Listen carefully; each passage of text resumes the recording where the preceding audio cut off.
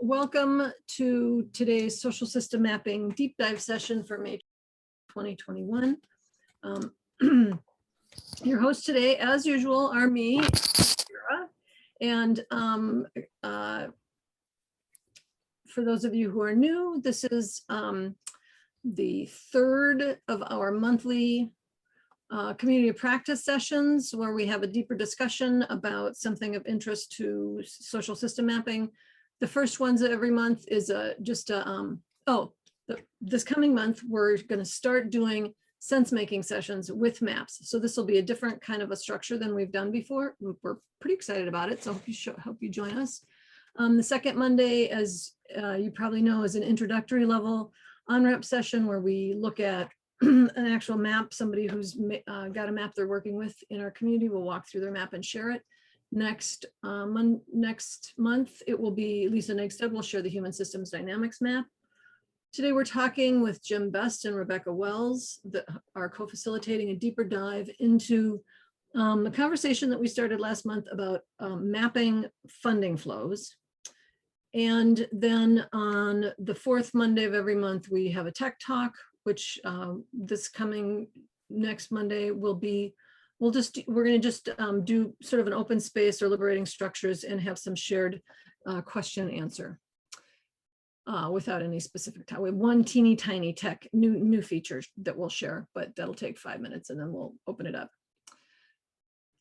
We have lots of places to learn more about social system mapping. There's a number of, Kara will be putting links into the chat for you, and don't worry if you don't want to grab those chats right now, because she'll also include them in a follow-up email within the next 24 to 48 hours. We also have lots of recordings of recent sessions, so go to our knowledge base for that.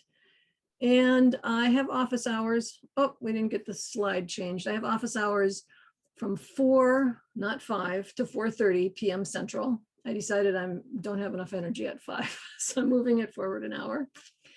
And but I do sometimes have to cancel on Slack, so check Slack before you show up. But it's but feel free to join me in Zoom and share your thoughts. Okay, looks like we did not look at our agenda, which is fine. So I'll just say it. We're going to do chat introductions in a moment in Zoom, or in our Zoom chat, and then I'm going to hand it over to Rebecca and Jim, and they have a plan. So we'll trust their plan, and then if you want to stick around for the extra half hour at the end, I will definitely be here, and maybe Jim and Rebecca will stick around with us, and Kara will be with us. So chat intros. I did not give this a lot of thought. Let's just put your name, your pronoun, and your location into the chat. And then, because I know we have some questions about your network coming up in the session. So I'm going to stop sharing and give you a moment to put your name, location, pronoun in the chat. And yay, so I see Alicia showed up. Wonderful to see that you're here. And the National Farmers of Color Land Trust. I'm trying to think if I know that person's name. Hi, Joy. So if any of you, Alicia or Joy or Gabby, thanks for putting your name in there, Gabby. If any of you want to do a quick sound check on your mic, feel free to unmute and just say hi quickly. Hi, Christine. It's Alicia. Hi, Alicia. Welcome. Joy, Gabby, you want to do a sound check? Yay. Yay. Thanks for coming. And Gabby, you're welcome to, but you don't have to. Sorry, I have problems with the camera. I'm trying to figure out everything. So okay, no pressure. Just tell us to stop if you need something, but we won't pressure you to be in sync yet. I mean, you'll get there. Okay, so I think one of the things that we love to see in the chat is all the different places that people are hailing from all over the world. Sometimes today it looks like we're all on the Western Hemisphere, but in a range of north to south. And So I'm gonna hand it over to Rebecca Wells and Jim Best, who can introduce themselves. Thanks. Absolutely. And Jim, I believe you are kicking us off. Okay. Would you like me to start with a screen share? Yeah, in just one sec, I guess. This is just this is Rebecca's show today, and I'm super excited because she is talking about flow of money. And just for context, one or 2 minutes here. When we work with these social system maps, we get to see entities. So a lot of times we see people, and the attributes of people are on the map. So we're looking at sort of human capital kinds of things. Or if we're looking at organizations, they're attributes about the organizations. What do they have? What do they bring? So in terms of people, it's human capital. In terms of organizations, maybe it's more like assets. So our maps are asset maps as well. And those are things about the entities. And then of course we have the relationships. In terms of people, it's the social capital, about the quality of relationships that we have between people. Well, with organizations, we may have organizations whose attributes are, I'm a funder, I'm a grantee. But we may also have relationships that say, I fund, this organization funds this grantee. So there, not only do you have the asset information, but you also have some kind of relational information. And generally you have an interaction between those entities, and that's a relationship. But the relationships that we're talking about today that Rebecca wanted to explore are the flows of money. So you've got interactions, but you've actually got flows, and understanding the flow through the network, especially of money, is super important. So in subsequent deep dives, I'm really interested in looking at other kinds of flows about ideas and so forth. But if you want to share that slide, Rebecca, you can see where this group on the last deep dive started thinking in general about flows. And I think this question was what kinds of things, when we talk about resources flowing, what do we think about? And this is what people thought about.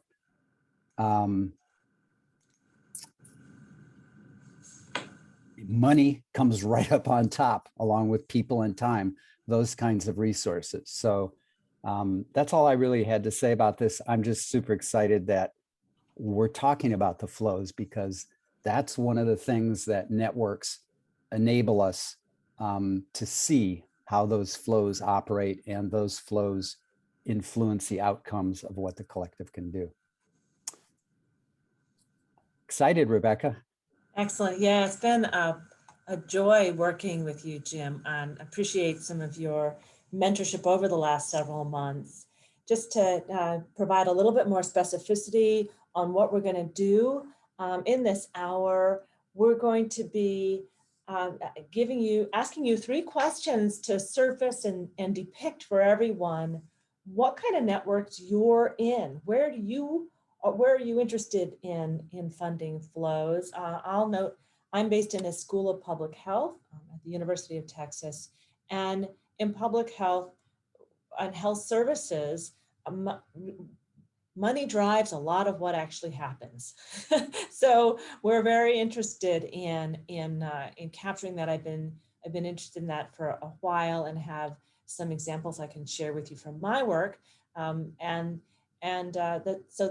the second question we're going to ask is, what do you want to learn? Like, why are you here? What do you want to get out of knowing who gives money to whom? What could you do with that? And then we're going to get into some of the kind of the how-to. So once we've clarified where you are, and kind of what kind of networks, and what you want to get out of depicting network funding flows, how could you do it? And I want to just surface a couple of options before focusing on the most likely option out of necessity, typically, which is to ask people, which has some additional, it's a little harder than asking people about communication. People are pretty notoriously bad about estimating funding, even administrators. So we'll talk a little bit about that as well. And then I'm going to show you a couple diagrams, and we'll just use that as a prompt for some reflections about what you can do with maps of funding flows. And please feel free to unmute, interject, or ask questions at any time. So I am going to now, Christina, I'm going to stop my sharing for our Mentimeter portion of the program. Okay, and Carrie, you can put the link, got it. Okay, so everyone will need to click on that link in order to respond to the Mentimeter. You don't, if that's just not feasible right now, or you just don't want to, feel free to ignore this, the link and the request. But if you want to share input and share your thoughts in the Mentimeter, click on the link and just keep it open until we're done. And then, so I'm going to share my screen. And so the first question, hang on a second, I just want to check one more thing. I apologize. Did I set the pace? Sorry. Is anybody linked into the Mentimeter? Can you, oh, you're good. You're putting stuff in. Yay. Okay, let me just go back to presenting it then. And now I'm sharing my screen. Okay. So here's a word cloud of the information you're putting into the Mentimeter.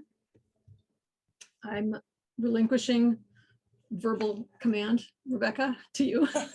Yeah, so I'm going to ask people to, if you are able to unpack a few acronyms. No, I think they've been unpacked. Let's see.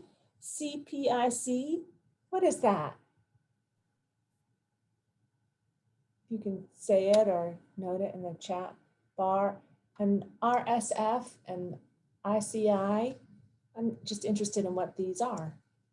Mm-hmm.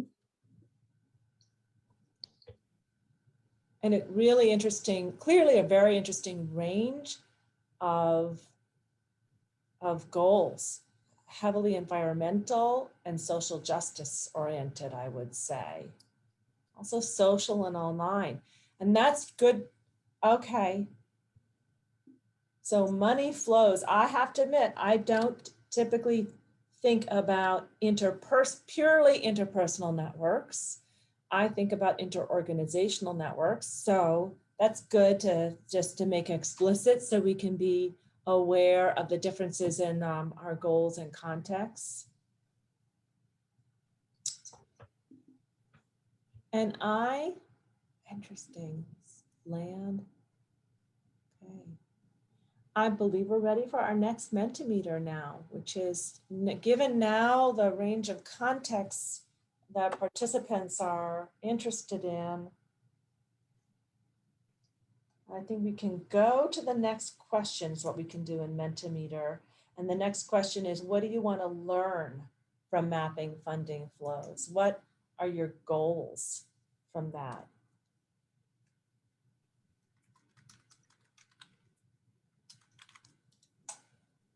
Oops.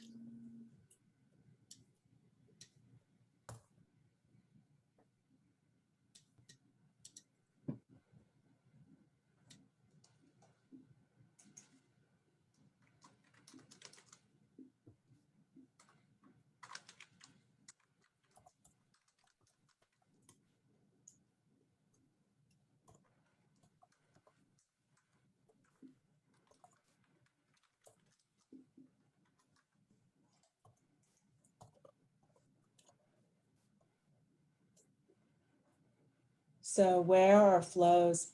Now I'm interested in what balanced flows means. If the author of that point might share that. Yeah, this is Joe. What I was thinking is how some of the flows are extractive, and by not having that sense of balance, we are creating debt in ways, thinking more like economy. I'm thinking more like, how we've been so extractive in the way that we operate on the planet, and the global core is so um, it's in pain, right? Like what does a balanced flow mean? Like where is thrivability um, happening, and how do we thrive for that? And so when I hear that, I picture bi-directional flows. Is that part of what you mean? Is that they're not simply unidirectional or grossly weighted, kind of disproportionately weighted in one Or direction? or cyclic, right? It may Okay. not, whatever I give may not have the same channel for me to receive. I may still be thriving in receiving from in other ways. So cyclical would also serve. Great, great, thank you. Okay, and then tipping points, and that to me sounds, I'm picturing causal loop diagrams and the kind of non-linear points within when there are feedbacks in the system. And so it'll be fun to get to some images soon and see how well those relate to what you all are interested in learning. Let's do one more question. I think we can each in Mentimeter now just click on next question for our, maybe we need another. Yeah, the final question is, how would you find this out? And that's a tough one. And you may come here without knowing, which is, of course, just fine. I just figured this is one of the tough parts is to collect the information.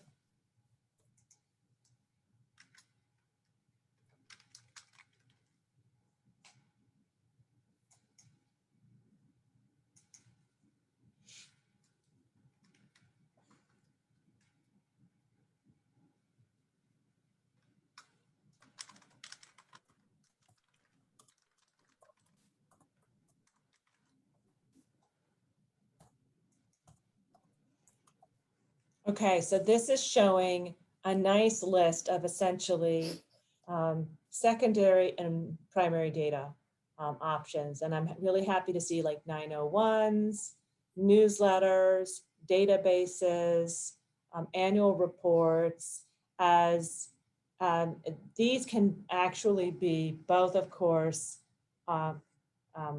easier for you and more accurate in two senses, in that it may be possible, depending on how you define your network, to get a census as opposed to likely an incomplete sample, and the information may be much more accurate.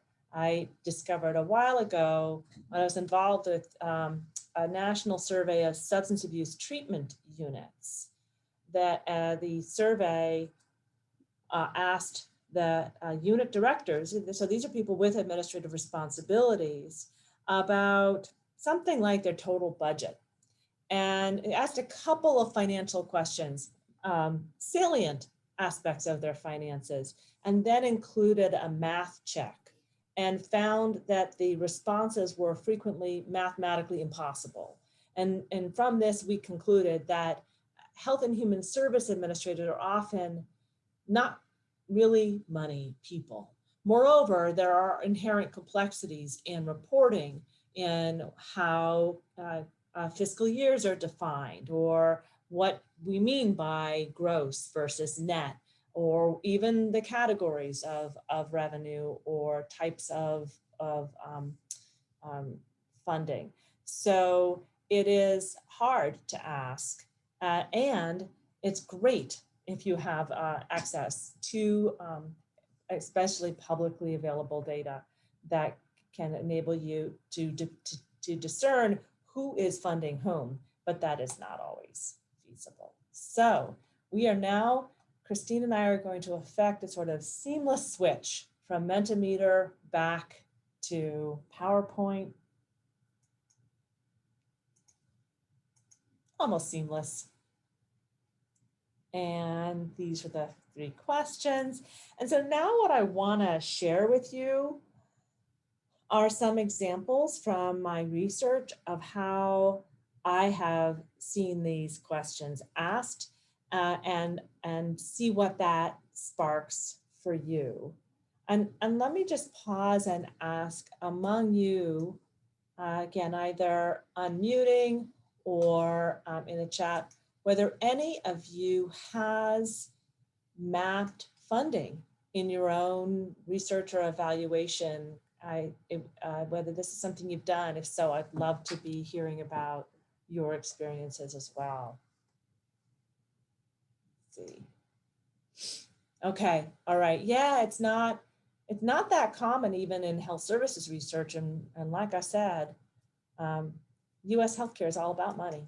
Okay, so this is in the context of, prospecting. Okay, all right. Thank you, Mauricio. Good to hear or see. Okay, so this is one item in a written survey that was repeatedly administered to members of substance abuse prevention coalitions on the US-Mexican border. And so these are community coalitions who work together to seek to reduce the use of drugs by young people, and to seek to provide viable alternatives, and to reduce the impact thereof. And so these are inherently intersectoral coalitions. They have representatives. I listed here just a few of them. The roster in the item has something like 20 types of organizations. It includes law enforcement, it includes families, and sometimes youth, health representatives, business. So this question asks, and this was administered, they just hand these out to all of the members of the coalitions, of each coalition. And they would, it began with this preface listing ways organizations might be working together, and asked each respondent. So let's say I'm there representing kind of a local youth serving organization. And then I'm very likely wouldn't be the only person representing a youth serving organization, but I'm representing an after school program. And so I get this survey, and one of the items asks me, it's a table, it asks for anything related to youth substance abuse prevention. And the way this survey asked this was I could check any applicable boxes. Share information, right, by far the most common kind of flow in most networks. The way it was framed here was share monetary resources. We can talk about whether that was the clearest possible way to ask. I'm going to share 2 examples with you, and you may get better ideas from this. Share people or personnel, like, for joint programs, or something else that wasn't listed there. So money, essentially funding, was, and I just put it in green so it would pop out, was one of 3 specified categories inquired about in that context. And I did not see social network diagrams using the funding item. We used information in the social network diagrams we've used for publication. So I'm sharing this with you just to show you 2 different examples of how people have asked members of networks about funding flows. And each of them asks the question in a binary sense. It does not attempt to ask how much, which is not to say that's impossible, but as I noted, it generally seems to yield very, very inaccurate information. So not just imprecise, but like way off. Similar to when we asked people in health departments to estimate the number of personnel they had, and it would just, like, the answers just didn't make sense a lot of the time. So asking yes, no seems to work better than asking how much, because it would be nice to know how much. So far, I haven't figured out a good way when asking people, especially in a survey that's handed out, collected, or conducted online without checks.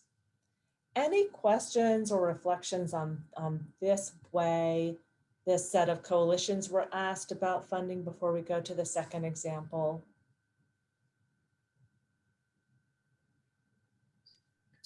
Well, this way of asking, just like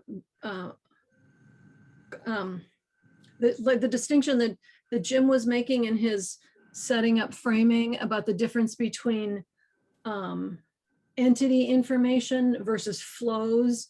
This way of asking is, even though, I mean, it's both inaccurate, but it's also about the entity. It's not asking where is it flowing to. It's just asking, are you putting money in, which is sort of a flow, but also just more about what the entity itself is doing. It's not saying where it's going in the network and what its impacts in the network are. Actually, the way we mapped it was we considered each category of organization an entity. So it's even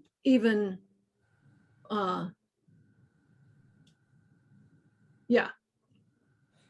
And So it's even more abstracted from organization to organizational flow, from an actual showing where it's coming from and going to. Right, it's from type of organization to type of organization. Yeah. And so we were able to show how much intersectoral connection there was, and in different kinds of in different coalitions. And we could have mapped who's getting the money by type, and so we could have shown. Mm-hmm. I mean, it would be, for instance, hypothetically interesting to see whether youth serving organizations are getting the funding or law enforcement. Right. For substance abuse. Yeah. So it would be that kind of patterns by type rather than individual organizations. And asking it this way has the advantage of making it possible to use a single instrument for a whole set of coalitions who have very differing, just different names of organizations locally. But then there is the necessary aggregation by type. Yeah. Good, thanks. Okay, I'm going to go to the next example, and this is the one that I could find a diagram for. And this was a dropout prevention initiative spearheaded by Colin Powell, who I think was doing some penance for his involvement in U.S. military activity theretofore. And so about 10 years ago, he was among the national leaders of an initiative to improve high school graduation rates, which have been a source of great concern, especially for children growing up with low incomes. And so I just thought I would show you to begin with the cities that were involved. So this was a national initiative that involved a range of national organizations like State Farm Insurance, United Way, and city of a council of mayors. And then within each city, their local analogs were encouraged to participate in this dropout prevention initiative. So what I'm going to show you, I'm pretty sure is from the Houston examples, from a single network within this national initiative. And this is one of the questions that a representative of each organization was asked. And here we see the names of organizations, and we went to some lengths to find the local name of the national entity when it may have differed from the national name. So here we did ask, we provided a roster of all of the organizations that we believed were in that city's dropout prevention network. And then within an online survey, we asked a representative of every organization to check whether their organization had worked directly and locally with any of the following around dropout prevention. So again, you see the question seeks to anchor on the intent of that network, understanding that many of these organizations work with each other in all kinds of different ways. And we just wanted to know, what are you doing relative to dropout prevention? And again, it's interesting to me. So I designed this item. I did not design the substance abuse treatment item. The structure is really strikingly similar between the two, with a roster of entities and representatives of each organization being asked in writing to check several different types of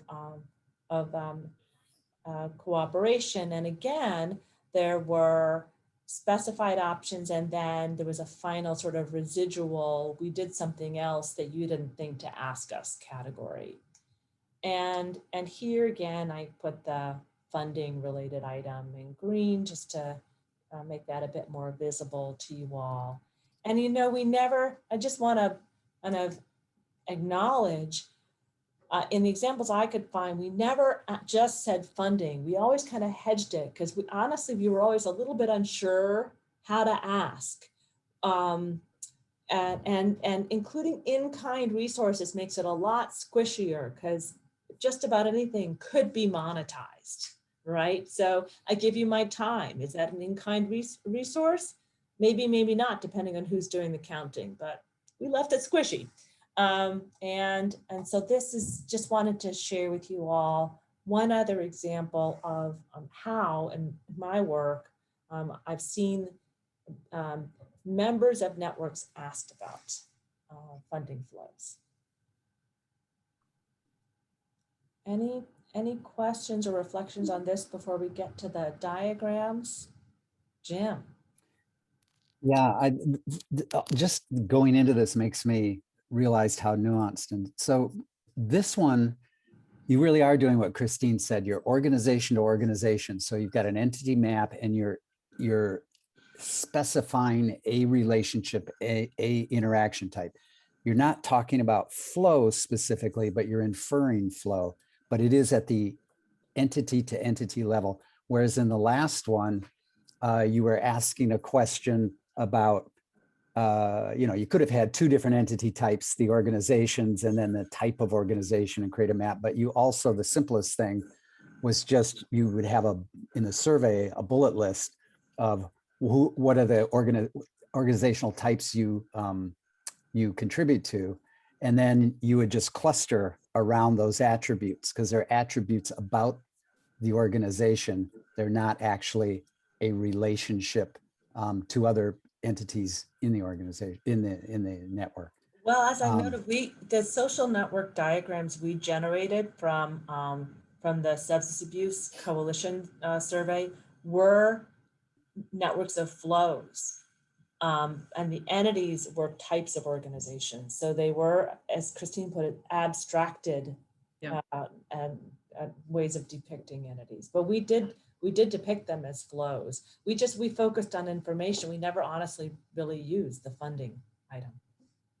Yeah, so how this would, the second one, the first one, I mean, it feels to me like the second one could easily and valuably be translated into a social system map just by adding these questions into the connection questions in the connection tile. So these would be connection questions, not entity questions. No. And then if you just added a reciprocal, so we contributed or we received funding, so that then it would add a little more veracity to it, because both sides would have to agree that a flow was created. One says, yes, I received it, and one says, yes, we sent it. And but I think that the not asking in specific, like in specific dollar amounts, is you know, I mean, ideally, we'd like to know, you know, $1 million went here and $5 went Right. there. I would like to know that. I wouldn't want Yes, that to be yes. the same, but it feels like this is a really valuable, like just taking out the volume of the flow and just asking, is there one, is a really valuable starting point for a network, just to get people it sort of like makes it safer by making a no amount. And I think that, you know, if you've got it going back and forth, like we would using sumApp in a social system map, that just sort of then adds a certain social impetus to answering. And you know, that's a great point you raise about confirmed versus unconfirmed ties. When I started doing this, the norm I learned was you ask each entity, did this flow occur? And you only depict confirmed ties. And one challenge related to asking organizational representatives about the presence of any kind of flow, whether it's a joint program or funding or referrals, is the challenge of finding one or more individuals who know about all of the flows of that kind with each other entity. And so I've softened my stance on the necessity of confirmed ties because of what I believe is generally a risk of underreporting rather than over-reporting into organizational ties due to that the gaps in knowledge of any given respondent. The ideal, of course, is to have a conversation with representatives of any given organization and ask them to make sure that they have present in that conversation everyone necessary to respond knowledgeably about those types of flows. So sometimes if it's a relatively small organization, a unit director really does know. And other times, and I have been parts of projects where they've done this, they've scheduled calls and had a couple people on the calls to ensure, and to have them there at the same time is very helpful as well. All right, now we're going to get to the exciting part. Ugly because it's not in sumApp and Kumu, but exciting nonetheless. As we begin to get into social network diagrams, what we're all here for. And yeah, so this was in the Stata add-on software. And I have two network maps to show you from this project. The first is based on, so here, as I noted, each individual was asked whether they related to each other entity in any one of essentially 5 different ways, 4 specified, 1 additional. And so the first thing we did was we created a binary indicator of having checked, say, any of these boxes. So if any given respondent checked 1 or more, that was considered that there was some kind of dropout prevention related flow or tie between those 2 entities. And so this map shows whether there was any dropout prevention interaction between each of these entities. And we moved these around manually at the time to put the most central entities in the center, mostly to make it possible to see them. And you can see here that the United Way was very central in the dropout prevention related network and I do think this was Houston, which was interesting to us. We would have for sure bet that the school superintendent would be central in a dropout prevention related network. And they were, but they weren't as central as we had expected. And indeed, and and we all know that network diagrams mean a lot more when we understand their context. And so we conducted interviews, and we're hearing things like it's actually kind of hard to engage the school system in dropout prevention. There you go. There's a nice quandary for you. But like there's so many things, there's so many initiatives competing for their attention. It can be hard to engage school systems in dropout prevention initiatives. And so then we can see, for instance, State Farm was, we talk so often about the importance of business, public sector cooperation for health and human service goals. And in general, what I found is the business sector is very underrepresented. And I believe even the kind of networks others were listing it earlier in this session. It's mostly health and human services organizations and advocates, very few representatives of business. But here, State Farm had made a national commitment to this initiative, and it seemed to have a fair amount of dropout prevention related activity. And so each of these are directed ties because, as you recall, the question was a directed question. And as Christine noted, we did not seek confirmation the way we framed this. And so this shows the directions reported by any given organization. Here, the school superintendent sent money to the YMCA, and the YMCA sent money to the school superintendent or provided funding or in-kind resources. So there are some bi-directional ties shown here, as well as UNI. Any questions about this before we move to the funding ties only? Or reactions? Jim? Did you share this with representatives of all these groups, or was this shared? Yeah, well, actually I did this with Duke, a friend at Duke University, Center of Child and Family Policy was doing the evaluation for this initiative. And we sent a report to the leadership in every city with their city's network statistics, including, we reported who the most central entities were in each network, and then made some recommendations on that basis. And by the way, I think we just used in degree and out degree centrality for that, just like the most intuitive measures. So people could look at it, and then we compared them to the average for all the networks. So they could also get a sense of how they were comparing to other urban networks. And these were all urban, all in cities. And so now we get to the dropout prevention network.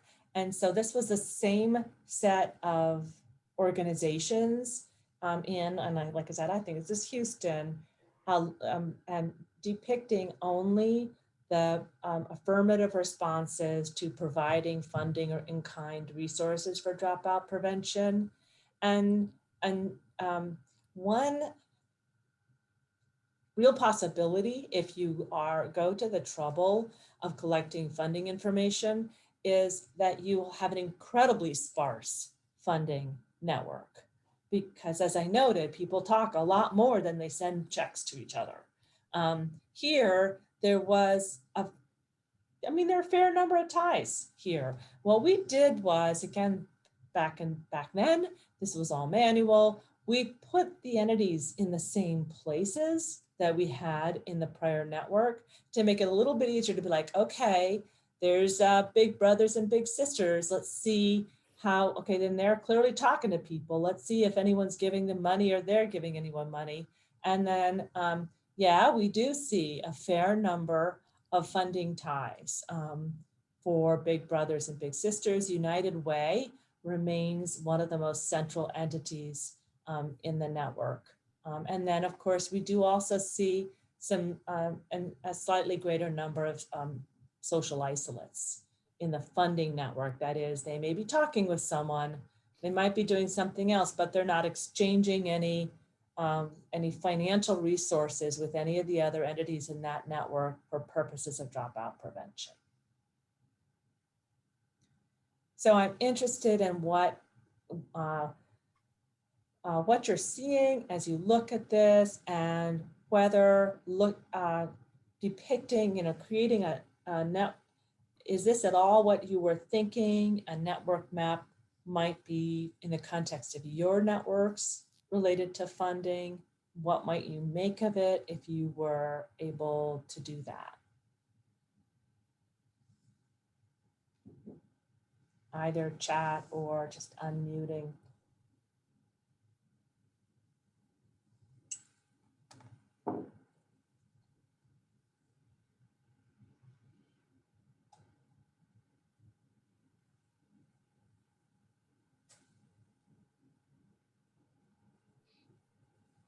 I will say, excuse me, in this context, one of the things we concluded was that the United Way, by virtue of being one of the most central entities in the dropout prevention network across cities, in general, we infer power from centrality. And, and so it seemed to us that the United Way was structurally very well positioned to promote dropout prevention in these cities. And that's not surprising as we think about how the United Way distributes resources to health and human services for folks outside the United States. The United Way is the leading workplace giving campaign entity in the here. And so employees and organizations across the country are asked to make payroll deductions to designate to either charity of their choice or just the general United Way fund, and then a committee decides where that money goes. And so United Ways continue to serve as brokers between the business sector here and health and human services. And you can kind of see that structurally here, that they were positioned to promote dropout prevention by virtue of their centrality in the networks. So to me, this is what I would be really interested in seeing is, so what you just described is a power broker, which networks have. And what I would really love to figure out ways to surface and uncover is how power brokers are using their power. So we can see here that they're giving out lots of money and that they're the ones in charge of cash flows in a certain sense. Mm-hmm. But what we can't see in this map is we can't compare who they're giving it to who they're not giving it to.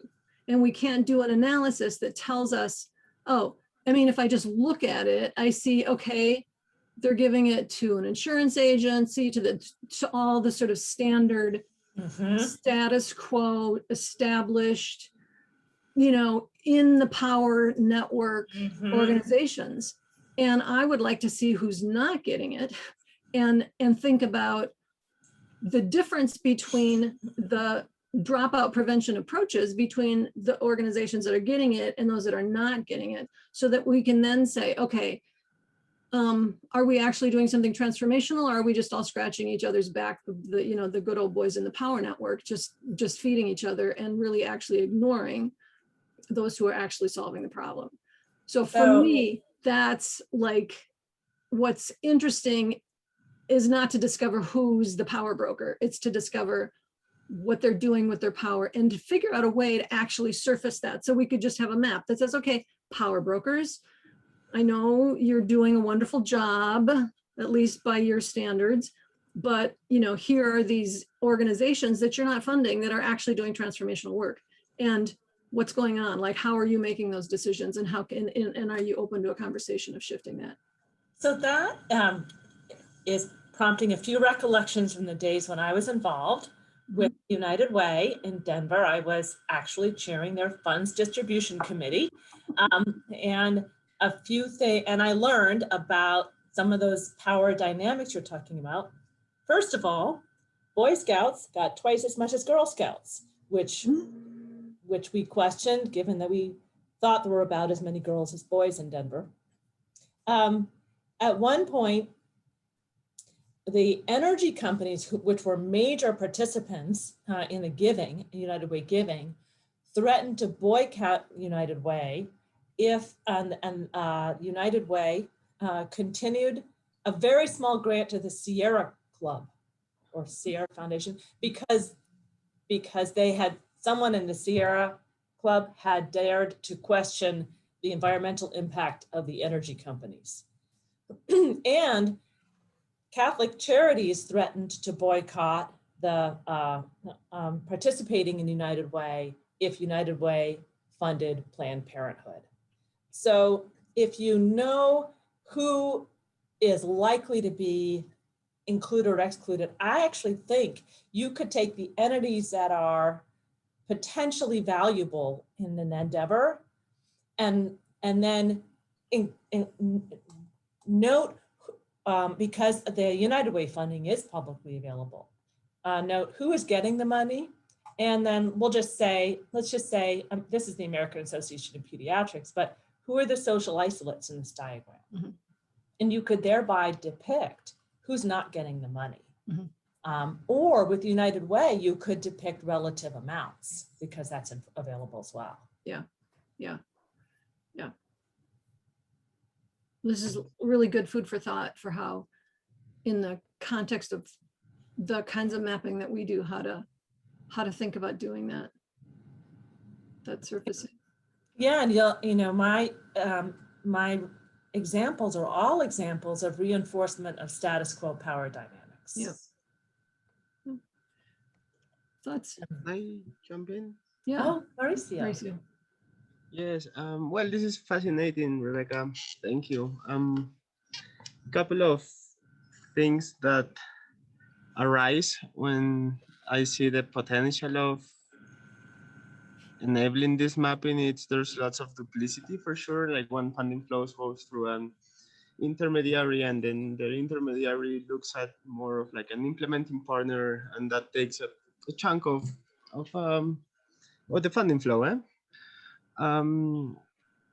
Other bit that came up, it's that it's on the research side, that is like, what is the organizational structure that enables more of a collaborative funding flow? Is it like a community foundation versus a CDFI or an NGO, or which kind of intermediary is enabling more growth or transformational capacity in terms of their governance, in terms of the decision-making, power allocation, and all that? And the third one that arose, it's what sources of capital is it? Is this like a social related investment, a program related, or is it grants, guarantees, investments? So those are kind of the questions that arise, and how we can delve deeper into, and that's why I put like tipping points for the continuum of capital. We started with grants, and then we provide like blended financing guarantees, and then we go through an investment where the conditions are better, right? Or not better, but the capacities and competencies of the system it's enabled. This is fascinating. Thank you. Those were just food for thought that I wanted to share. Yeah. Thank you. That's really great. And I know we're about to close. Jim, I wondered if you had anything else to. I just had I have a question for you, but I don't think we have time for it. But I'll put out the question, which is, this is like a social network analytic look. It's top-down picture of what's going on here. I wonder what it would take for all of those entities in the network to say, build us a map that shows the flows because we want to see X, Y, and Z. What it would require in terms of the value proposition to those organizations for them to ask for an actual social system map, and then do something with it. Yeah, that's a great question. Yeah, I agree. All right, I'm going to stop sharing and return to you, Christine, so we can close out. Thank you. So thank you. That was really thought-provoking and stimulating. So appreciate it. And so for those of you, so we'll do, how about let's do a, rather than our usual ritual, because we have a minute and a half or two, let's just all popcorn style, one at a time, say a word of what you're taking away from this session.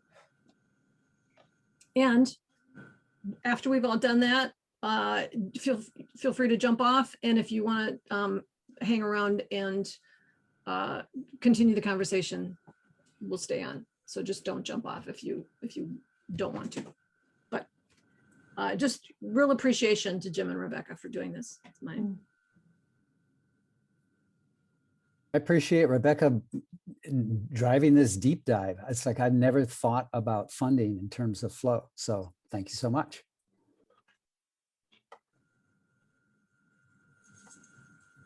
Thank you all. This is fascinating. Thanks. Thanks, Rebecca. It's always helpful for me to see the range of contexts in which participants are working here. Rebecca, thank you. Yeah, the wheels are starting to turn, so I can't say anything specifically, but it was thought-provoking and Yeah, useful. so you've done something related yourself, so yeah, maybe we can talk more about that. Thank you for this. I think it indicates the potential of what mapping can do as far as helping organizations and creating an ecology system, an ecology of whatever you're doing.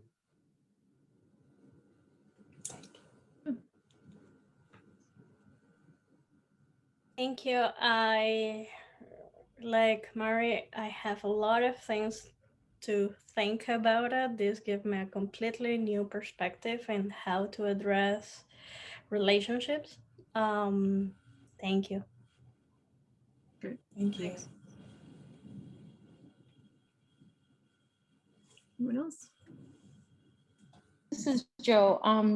Ours is a growing network, and what this has prompted me to think more about, we are community-funded network, like within the network itself, by membership or by, not by membership, but like donations of members that come through, and it's not a organizational driven, but also gives me a little bit more context into when we talk, we are thinking about bringing in more funders, impact investors. How do we approach by showing these flows and also showing up that we are planning to impact a little bit higher value, and these flows are deficient in creating that value, perhaps will help the funders see it more. Okay, we need to generate more thicker, more bandwidth flows, if that even makes sense. So that's a journey I'm taking from here.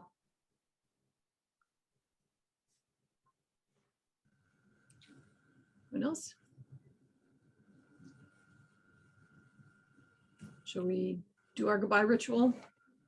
Okay, so we'll unmute and send each other off with greetings for the day or the afternoon, day today. Okay, so 3, unmute now. If you're gonna do this, 3, 2, 1. Love you all. Thank you. Bye-bye. Day. Bye. How are you guys this morning? Best wishes. Okay.